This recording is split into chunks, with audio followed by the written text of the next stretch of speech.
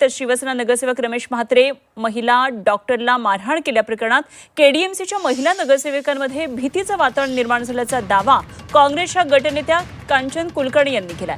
महिला डॉक्टरवर हात उचलणारा हा लोकप्रतिनिधी सभागृहात बसायचं कसं, तात्काळ त्याचं निलंबन करा, पदावरून हटवण्यात यावं अशी मागणी त्यांनी केली आहे। महासभेत विरोधी पक्ष आणि महिला नगरसेविकांना विशेष सुरक्षा देण्याची मागणी त्यांनी केली आहे। दरम्यान डॉक्टर आणि आरोग्य कर्मचाऱ्यांच्या सुरक्षिततेचा प्रश्न सुद्धा पुन्हा एकदा ऐरणीवर आल्याचं ते म्हणाले।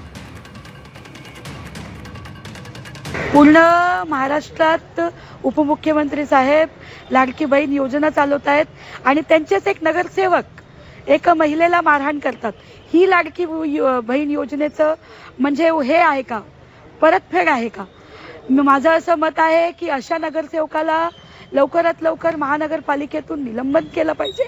आमच्यासारख्या महिलेला महानगरपालिकेत बसण्यासाठी भीती वाटते की आम्ही कोणासोबत सभागृह शेअर करत आहोत। जे असे लोक आहेत जे एक महिलेला मारहाण करतात, या सरकारची कायम नेहमीप्रमाणे दुहेरी भूमिका आहे।